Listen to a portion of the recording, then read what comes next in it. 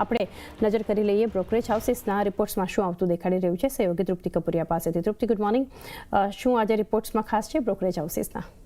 Good morning ચાંદની. આજે પણ શરૂઆત સેક્ટરથી જ કરીશ. તો ખાસ કરીને ટેલિકોમ કંપનીઓ એટલે કે ટેલિકોમ સેક્ટર્સ પર જેફરીસ તરફથી રિપોર્ટ્સ આવ્યો છે તેના પર નજર કરીએ તો તેમનું કહેવું છે કે Q1 FY25માં આ સેક્ટર્સની રેવન્યુ ગ્રોથ વાર્ષિક ધોરણે 7% પર જોઈ છે. ત્યાં સાથે તેમને એ પણ મેન્શન કર્યું છે કે Q1માં ભારતીય એરટેલ અને જીઓની આવક જે છે તે વાર્ષિક ધોરણે 9 થી 10.5% પર જોવા મળી છે. સૌથી અગત્યની વાત છે તેમને એ પણ મેન્શન કર્યું છે કે ભારતીય એરટેલ અને જીઓના માર્કેટ શેર્સમાં પણ 25 થી 35 થી 70 બેસિસ પોઈન્ટનો વધારો થયો છે. અને ખાસ કરીને તેમને વીઆઈ માટે નેગેટિવ રિપોર્ટ્સ પણ આપ્યા છે. તેમનું કહેવું છે કે 1622 સર્કલ્સમાં માર્કેટ શેર્સ ગુમાવ્યા બાદ વીઆઈનું માર્કેટ શેર્સ વધુ એક ઘટતું જોવા મળ્યું છે. એટલે કે વોડાફોન આઈડિયાનું માર્કેટ શેર તે વધુ ઘટતું જોવા મળ્યું છે.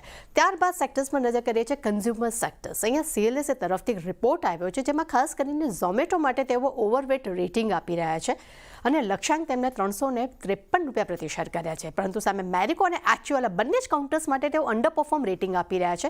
મેરિકો માટે તેમને લક્ષ્ય આપ્યા છે 470 અને એક્ચ્યુઅલ માટે તેઓ લક્ષ્ય આપી રહ્યા છે 2161. તેમનું માનવું છે કે ઝોમેટોમાં સૌથી વધુ એક લિસ્ટેડ બેનિફિશિયરી જોવા મળી શકે છે આવનારા સમયમાં.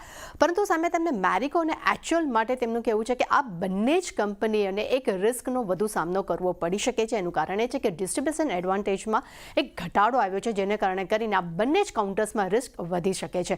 પરંતુ ઝોમેટો માટે ખાસ કરીને બ્લિંકિટનું FY26માં EPS યોગદાન જે છે તે 37% રહી શકે છે. આ કારણસર ઝોમેટો કાઉન્ટર જે છે તેમના ફોકસમાં આપણને જોવા મળી રહ્યું છે પૂરા આ સેક્ટર્સમાં.